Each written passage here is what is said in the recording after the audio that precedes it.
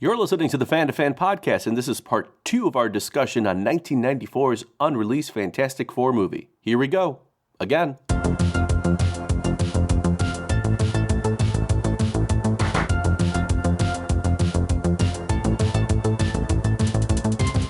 Hey everybody, you're listening to the Fan to Fan podcast. I'm your host, Bernie Gonzalez, and this is part 2 of our discussion on 1994's unreleased Fantastic Four movie.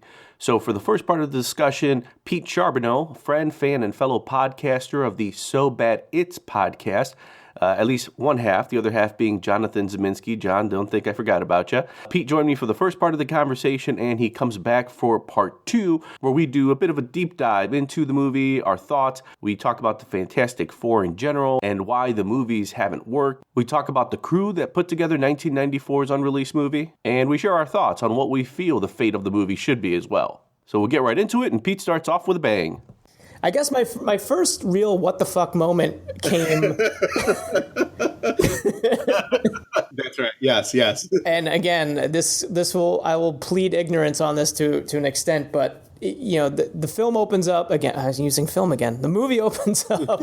Movie, Pete. It's a movie. It's Roger Corman, damn it. And they're in grad school. Reed Richards and Ben. Let's not skip the 3-minute long credits scene that kind of like a la Superman the movie to say, yep, there's that space. Yes, that space. Yes, look at how dramatic and how epic this is. Yes, we got it. This is like Superman the movie. So yes, then we go right into we really want this movie to hit the 90-minute mark, so we're going to pad out with some stuff for an extra long credits and just talking randomly. Yeah, so the movie opens up. George Gaines is leading the class. He's explaining quantum physics or physics, whatever.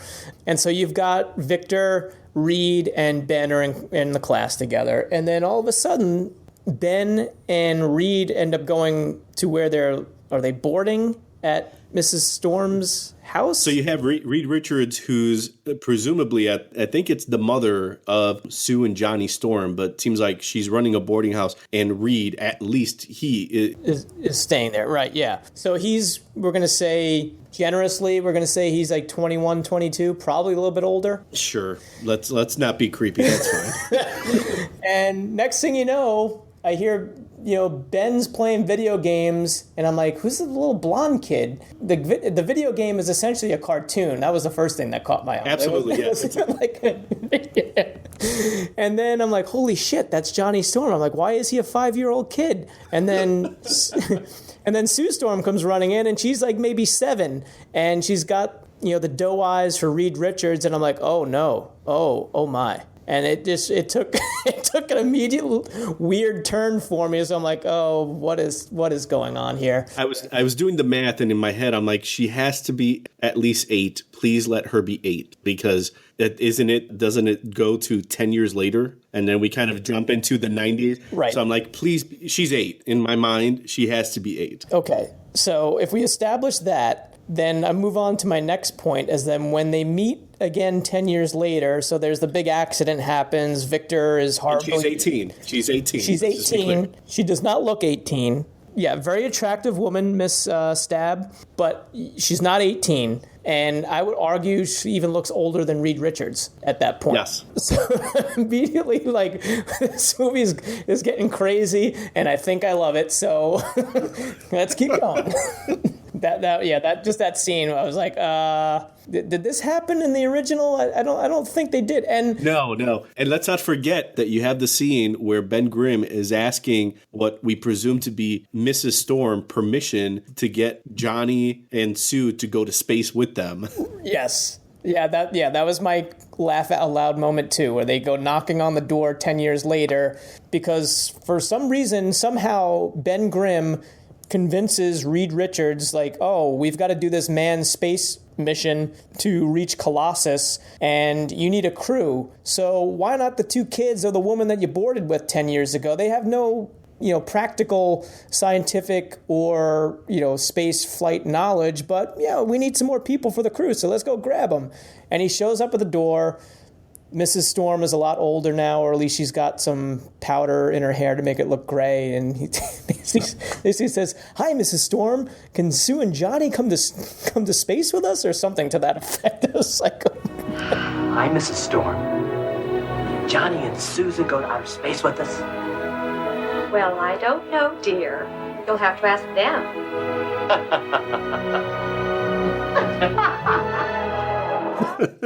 And it's said with that level of naivety. I mean, it really is kind of like, oh, you guys are being serious. This isn't a legitimate joke that's being said. Oh, okay, fair enough. Anyone for a ride in a rocket ship? I'll drive.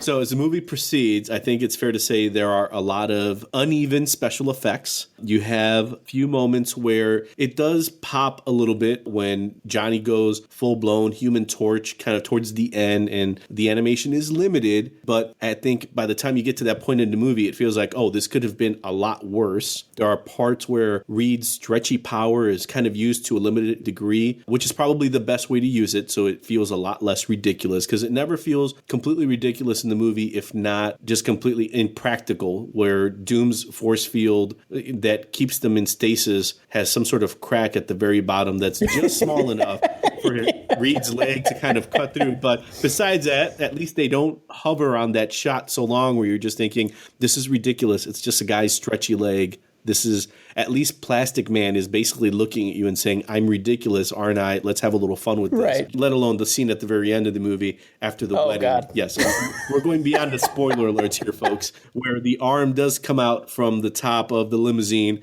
I can only imagine the crew member inside the limo just waving that poor thing made out of who knows what, just to make sure that effect, guys, he's stretchy. This is how we're gonna end this movie. So overall, at least some uneven special effects, sure, but some okay special effects, especially when you imagine what you're going to walk into with the film. Yes, and I almost don't even want to ask this question or bring it up, but I feel like I have to anyway. That's why we do this, Pete. I know you're supposed to just kind of suspend your belief on some things, but when they first crash land back to Earth after the accident in space, and luckily enough, they somehow crash land in a field in the middle of mid-America somewhere, because the U.S.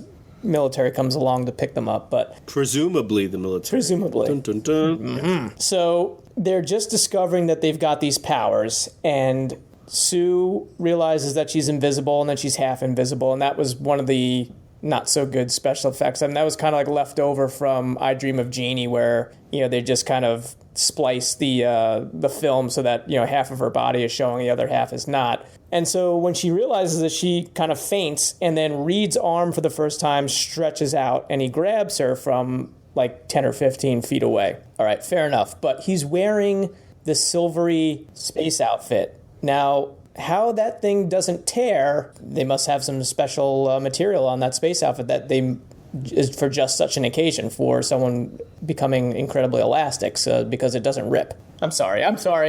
Talking about the Fantastic Four. I know. I'll check my brain for the rest of these of this episode. So one note that I had, there was a campy kind of Batman 66 homage in that fight scene. Do you remember when they were in the castle? Yes. And it's like suddenly they go from one really bad astronaut tinfoil suit to like this awful hazmat yellow suit in their escape. But instead of showing them fighting their way out, they just spin the camera really quickly rather than actually show the fight. What am I supposed to do with these guys?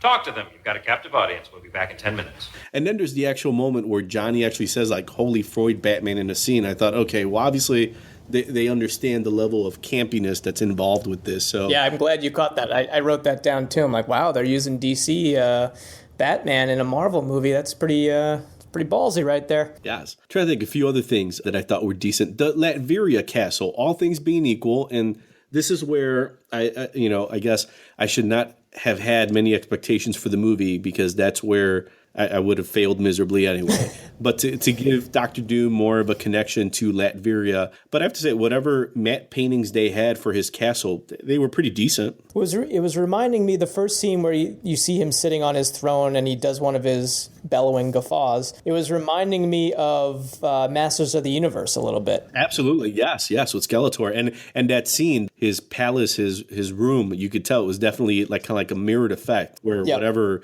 CGI artist went and did one side and just said, all right, you know what? I'm just going to flip it and this will work perfectly fine. And I have to say, one thing I will give them credit for, and I don't know how much it costs for them to put it together, but the Thing suit, while up close, doesn't look great. And if you look at still images, it's not the best looking, but I give them credit for the animatronics to make the mouth emote. Like there's like lip curls going on there, and it doesn't always necessarily match with the dialogue that's coming out of the actor.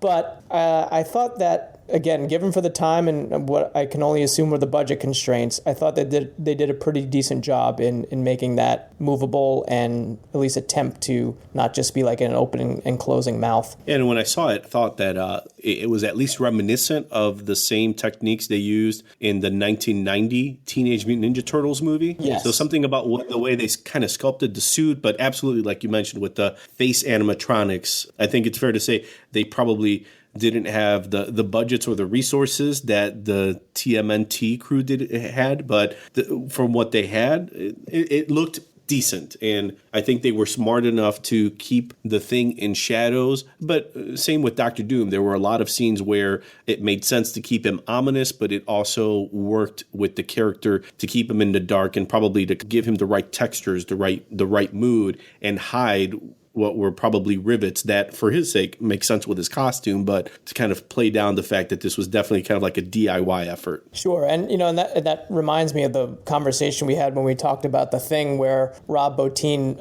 specifically mentioned that, like, he wanted it lit darker, so you couldn't give up the illusion that you were looking at this horrible alien creature. Like, he didn't want any of the strings, not that there were strings, but, any of the seams to show. And I don't know if the same thought went into this, but if it did, then kudos to them, because that was effective. Yes, and speaking of seams, good transition, huh? Did you like that? The Fantastic Four costumes were okay. I mean, they make it a point in the movie to say that Sue Storm actually made them, so they are very much homemade, but they are essentially just blue spandex with the four kind of sewed on to their chests. But all things being equal, it works for them, and there actually are 3 times where the Thing gets to say It's clobbering time. So there's some moments there that acknowledge the roots from the comic book. So there's a few moments there that really worked. And I know one of the things that I wrote down was the theme music. What'd you think of it? I was actually impressed. I read afterwards that they spent a decent amount of money and they hired a full orchestra for the theme. And that makes sense, because my initial thought was, they lifted this music from, they paid something to get an actual decent score. There was hints of Empire Strikes Back to it. There was hints of Superman, Raiders of the Lost Ark. There were like, bits and pieces where I kind of felt that, John Williams-esque soaringness to it. So there was like this, it was giving it a sense of grandeur that, maybe what you were seeing on screen didn't live up to, but I was pretty impressed with what they came up with for the score.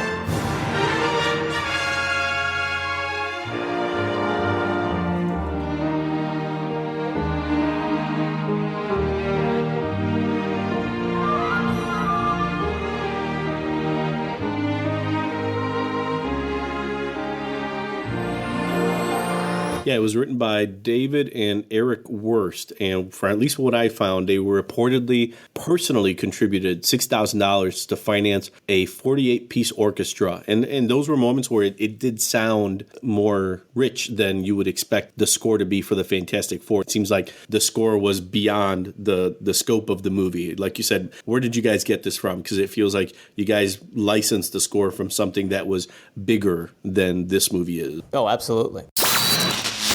In just a few seconds, Pete and I will continue our conversation about 1994's unreleased Fantastic Four movie. But in the meantime, remember you can find the Fan to Fan podcast at www.fanpodcast.com. Facebook, just search Fan to Fan Podcast. That's FAN, the number 2, FAN, or on Twitter at Fan to Fan Podcast. I'd love to hear from you, so reach out, send the message, and let me know what you think of the show. Thanks. And now, on with the show. going back, because I didn't mention too much of the crew, but mentioning David Ehrendorf, who did the score, Oli Sassoon, who at some point in the making of documentary that I referenced, they thought that he was the bastard child of Vidal Sassoon, which I thought it's kind of an interesting comment to make. He directed music videos.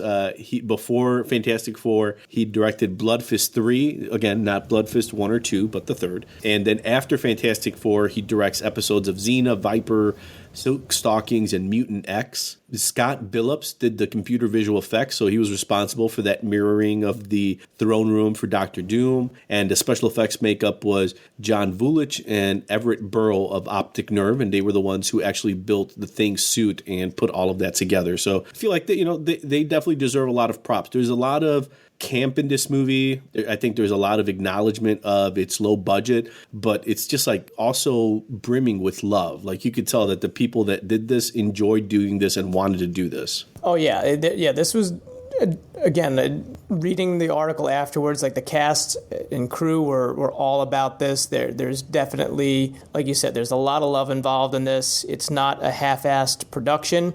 It was certainly a low-budget production, but this wasn't something that they just threw together. This was, they took this seriously. You could tell that they were punching the clock and putting in the effort to give the best performances that they could. I mean, that being said, there's some really laughable moments going back through my notes here. There was one, and this probably goes back to why I didn't think that Alex Hyde White did the best job as Reed Richards. There was times when I felt his sense of urgency should have been a lot more given what was going on in the scene, that he would just kind of like roll along or didn't really look all that concerned about things. And then he gives Johnny a look over, and he literally says at one point, he's like, "Look at you," and like kind of longingly looks at him for an extra beat or two, and then just walks out of the room. It was some really disturbing things going on as far as like acting choices, where I was really confused.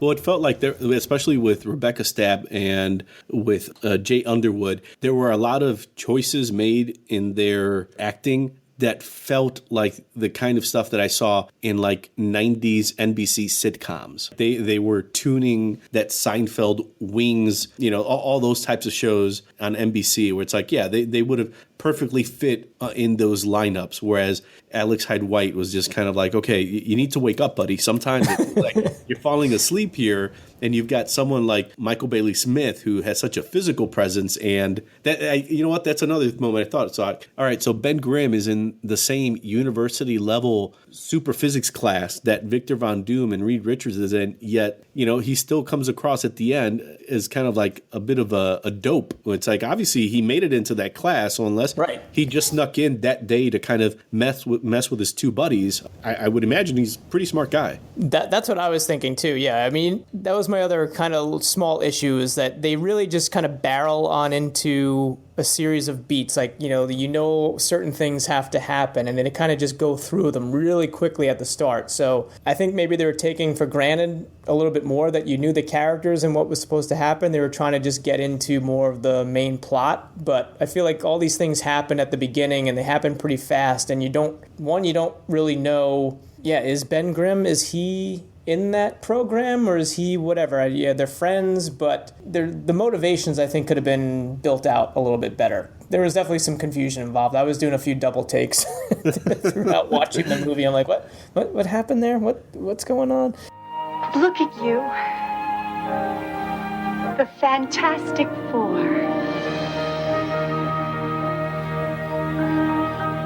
There were two I love yous voiced in this movie, and I laughed out loud during both of them. As, of course, the screenwriter would want you to do. Exactly, yeah, these highly emotionally charged moments, and I'm on my couch laughing my ass off. The first one comes from Alicia Masters, Kat Green, Ben Grimm's love interest, where she's kind of, I think Dr. Doom has her at this point. Yes. And prior to that, there's a scene where she's lovingly sculpting Ben Grimm's face out of clay, and it really, really brought me back to the Lionel Richie Hello video. I don't know if they were inspired by it. I want to believe that they were, and I will not rest until I find out if that's true or not. So they somehow develop a love interest, although I'm not quite sure exactly how. It didn't seem like they spent enough time together for someone to profess their love, but we'll go with it. And so she's kind of being held, not really choked, but grasped by Dr. Doom, and she just kind of whispers in, "I love you." It's just the way it comes out, so breathless, but it almost sounded like she was just tired. It wasn't, I don't know if there was any emotion to it. It was just like, I'm really exhausted right now. But well, based on a Roger Corman shooting schedule, it is actually very logistically it's very impossible. She was exhausted. He's like, I've been shooting for 20-some days straight. When is this done? He's like, actually on the 21st. So you're pretty much done. But this is your big I love you scene. I need all the energy you can muster. That's all I can give you, Roger. Well, that's good enough. Cut, move. Cut and print. Shot. Yes. And then the second I love you is obviously Sue Storm to Reed Richards. And it comes right when you were getting to the climax and, Reed's got to go back. He's like, I'm going to, we got to take on Dr. Doom, but I can't ask you to do it. This is my fight. I have to go. And I think Ben's like, well, he's like, I've got my reasons. I'm in. And then Sue, who previously out loud utters, "Why am I so shy around you?" which turns out to be like this big plot development, or at least this big motivational development, which was a little bit ridiculous. But then she steps forward and she's like, "I have my reasons too. I love you."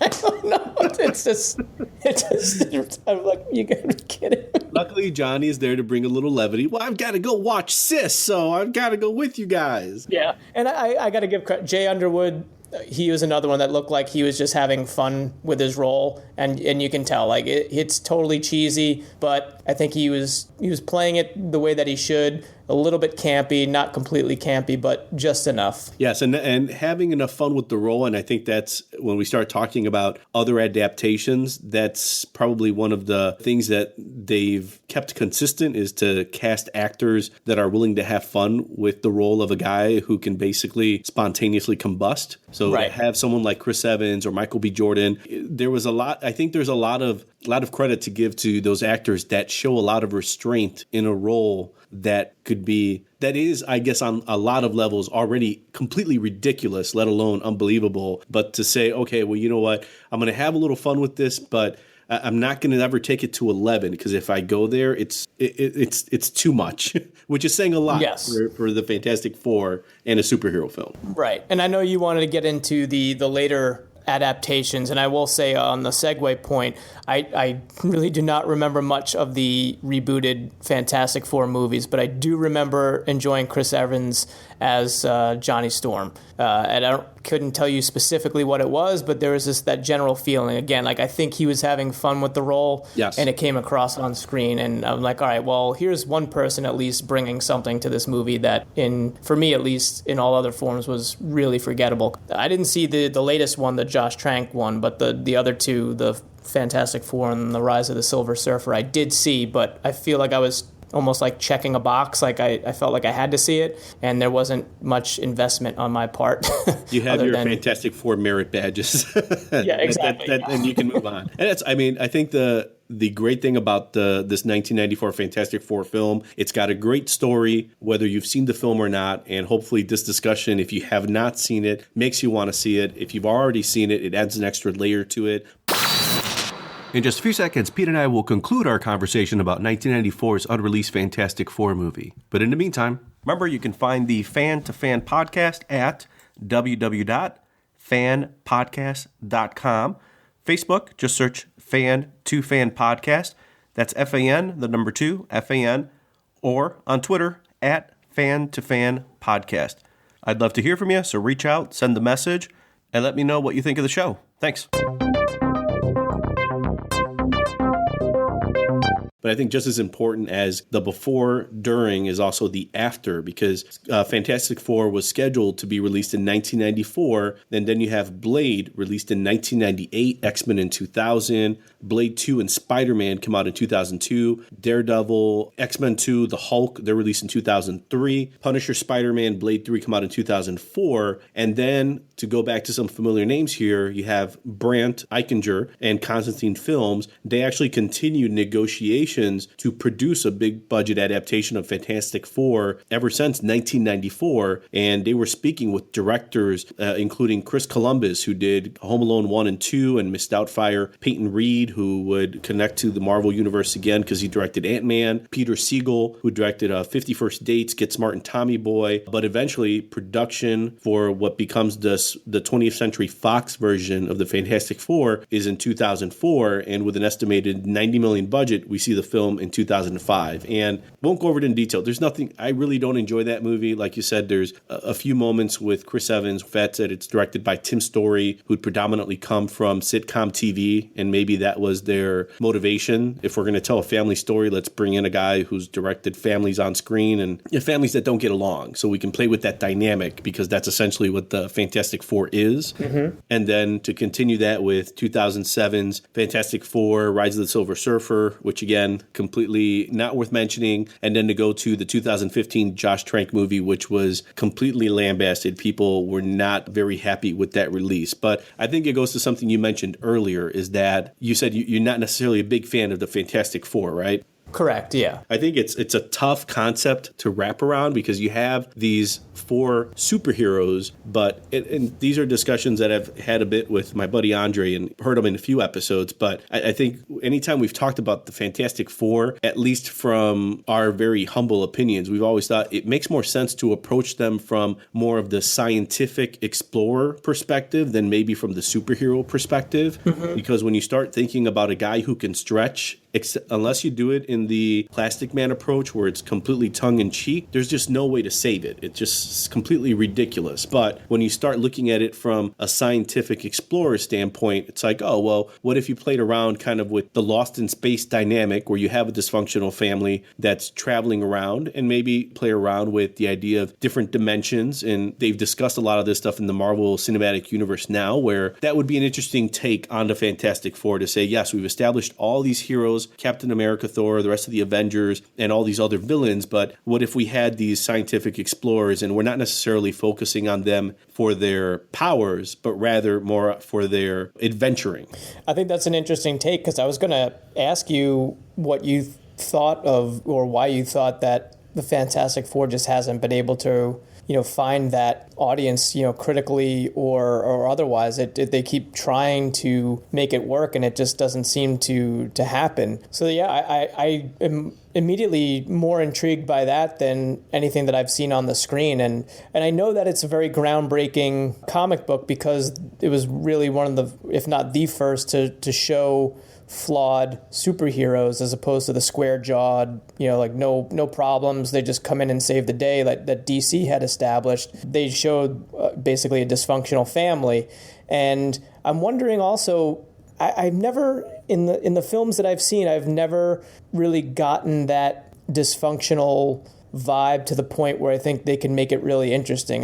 Yet they bicker from time to time, but I always assumed, or at least felt, like this was a family that loved each other a great deal. So, and they were there pulling for each other. So I didn't really get that dysfunction. I'm wondering if they really brought that more to the forefront and just showed how, they're a team almost despite themselves because there's that dysfunction. I know that they bring up that Ben kind of hates Reed for what happened to him, and I don't know if that ever really gets explored. Maybe it has. Again, like I don't have much of a memory of the later films, but that's my feeling, at least anyway. Yeah, in the films, there's a part where, especially in the first one, he goes through the whole paces of, Reed, you did this to me. You're basically hanging out with Sue and you're establishing a relationship. You should be focusing on me, your friend, and trying to cure me. So then inevitably he goes to Doom, who finds a way to revert him back to Ben Grimm, but for selfish reasons. And then Ben Grimm kind of goes full circle to fully accept the fact that he's the Thing and he is okay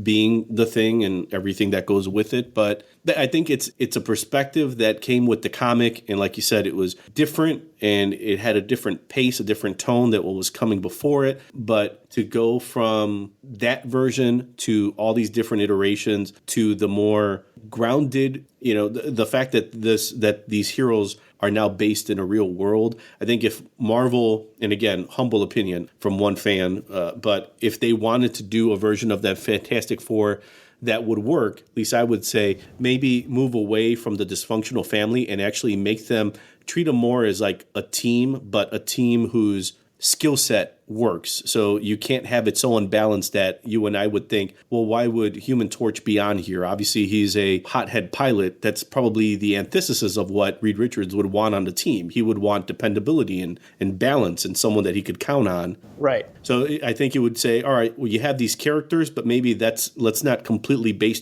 their whole character on these individual traits and this thing's perpetual hatred of Reed for not turning him back. It's just like, you know what, maybe the best place is to maybe all of us kind of like understand that's where the Fantastic Four came from, but now they're 20 or 30 years ahead. That's why in my mind, I've always thought Scientific Explorer works, and they should be more of the elder statesmen of the Marvel universe. So you have, when you start thinking about characters like Chris Evans and, his age, which I feel like just is like a perpetual mid-30s, right? Or even Robert Downey Jr., who I think, at least it's fair to say, maybe he's later 30s, early 40s, heaven forbid 40, but, for movie world. But I think if you had actors like Billy Crudup or Hugh Laurie play someone like Reed Richards, like that would add more gravitas, and just to be like, you know what, this is a guy who is maybe a bit surly and has kind of explored the world and done all of these things, and then he's come back to essentially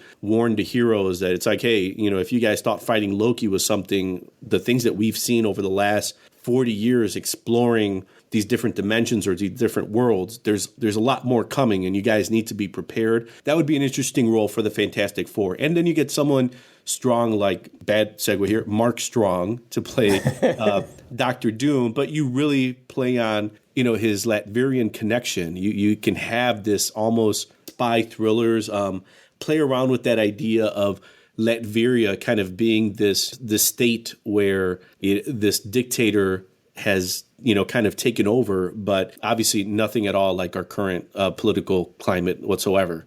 But someone who is very much like Doom, but obviously not as melodramatic as Doom, but someone who's more than willing to say, if Captain America or the Black Widow were to come into Latveria, that would be a violation of international law. I'm not going to sit here with my clankety clank hands and say I will stop you, but rather, I'm going to create tariffs on your imports or not have these exports go out that, go out to the medical community that save all these people. That's how I'm fucking Dr. Doom. That's really bad. Like maybe you treat it more like that from that perspective. Maybe that's how these characters would fit best. But again, just my opinion. I like it. I can certainly see a studio or producer shooting something like that down, because I think that's, although maybe not now. I mean, I feel like that could be a very adult, R-rated, like you say, like a spy, like just a really mature take that we are starting to see, with Logan, something along those lines, maybe even a little bit, even more serious than that. I think that could work, because I feel like they haven't been able to really get Dr. Doom right. And I like the idea of bringing in some older actors. And it was funny because you and I discussed this, I think last week. I read the article where Mads Mikkelsen apparently read for Reed Richards for the Josh Trank movie. And then while he was there auditioning, and they're like, well, act like your arms are stretching out really far. And he basically was just like, and I'm out. Sorry. Can't do it. And clearly this is a guy that's not above doing, he was in Rogue One. He's not above doing the... Well, then he ends up in Doctor Strange, which is there's a full circle effort thing here. Mm-hmm. So I mean, I certainly like that take. I'd bankroll you if I could, if I had any money to my name.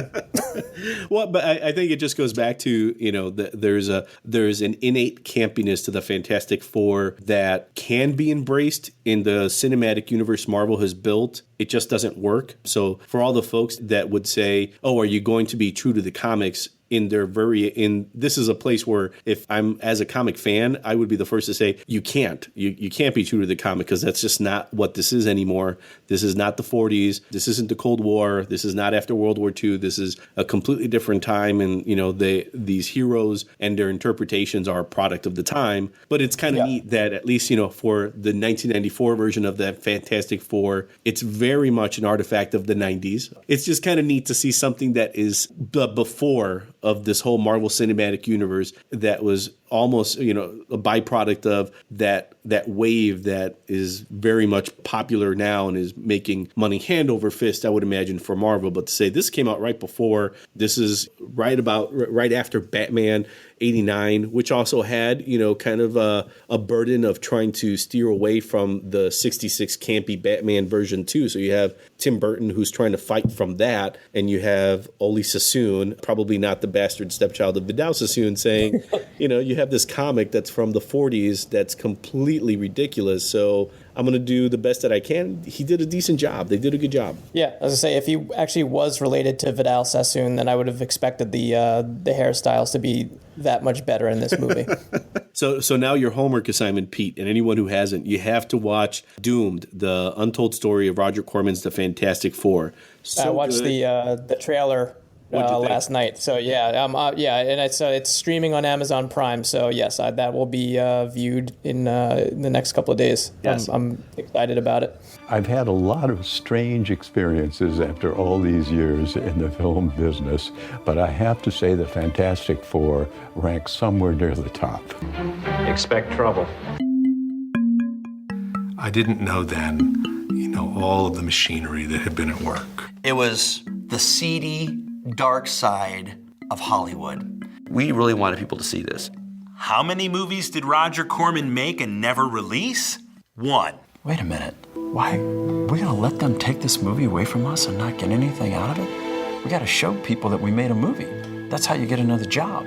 All this effort and time and all the work that went into making that film, and that pointless, meaningless. This film was never really intended to be a film. And I said, oh yeah? You watch. I think this documentary I think it's about time. Hopefully, we might be like the last piece of this whole puzzle.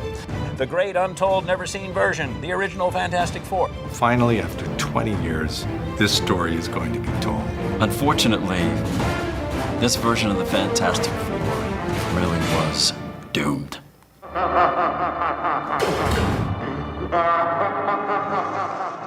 And it's great because Marty Langford, the guy who directed it and pieced it all together, I mean, outside of going through what I imagine must have been a gargantuan effort to get the whole cast and the crew together, there's a certain verisimilitude about 3/4 into the movie where they're essentially having this conversation we're having about the movie, like, oh, you know how ridiculous this was, and my fingers with the clankety clanks and these melodramatic, and you're just kind of like, oh yeah, I totally felt that. But then there's this pivot 3/4 in where you just see them be so honest, and they're just like, yeah, we really loved making this film and we wish there was a legitimate release. How would it hurt the brand of the Fantastic Four or Marvel or everything they've been doing? It's like, what would it hurt for this to be released on a legitimate DVD or Blu-ray with, some special features here and there? You don't have to go very far to remaster it, but just an actual release. And maybe if you guys wanted to spend a little money, fix some of the ADR and maybe even some of the special effects if you wanted to, but it's neat. And people, at least like myself, would say, you know what, you want to charge me $14.99 for this? I'm willing to do that. I'd rather give you the $14.99 than try to find an illegitimate source. Yeah, and I think that would be my argument too, is given the track record of the movies that have come out since then that have not done well at all, like what would it hurt to just admit that, like, oh, this is a product of its time, it's what it is, and release it, let people enjoy it. There's clearly a fan base out there that would love to see this in as restored a version as they could, and I'm sure that there are more than a few people that would be happy to pay whatever they want to charge for a remastered version, put some commentary on there, stream it, however they want to do it. People would pay for that. I mean, for crying out loud, Reed Richards gets married in his Fantastic Four suit in this movie. Right. I mean, it needs to be seen. That's right, yes. And I think it's a place where if it was legitimately released, while this would be the altruistic reason for it, I think there would be a sense of vindication for the cast and the crew to say, we made this thing, it's beloved by fans, and in the same way, I think it's kind of a good perspective where I knew, I loved comics, I knew about the movie, saw it, and then you just saw it in earnest, but you knew the history and all the baggage that came with the movie, but to both walk away with the same sentiment. This isn't as bad as people say it is. So if you release it, not only would a lot of fans enjoy that, but I think there'd be something that, it'd be almost like a reparation that you would be making to the cast to say, just to let you know, this really isn't that bad. Yes, it has some issues, but you guys did a pretty good job. And how cool would it be to let the cast go on a little mini tour around the country to some big cities, yes. and have screenings and have them up on stage and,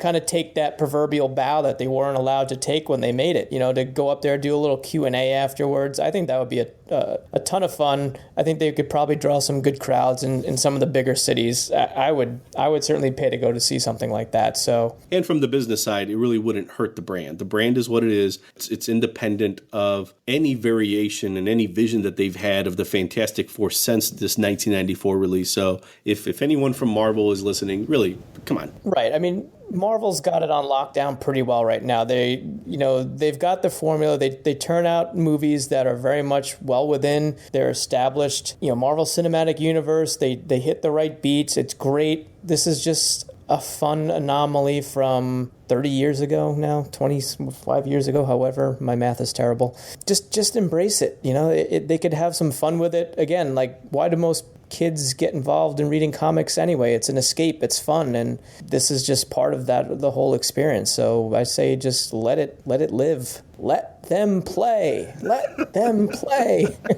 I think on that note, that's a good one right there. Flame on. Yeah, that's even better. That's what we're going out with. Oh, man. That's it for this episode. Tune in next time for more fan-to-fan conversations on the Fan-to-Fan podcast. Thanks for listening. The time has come to direct all further attacks against the planet Earth.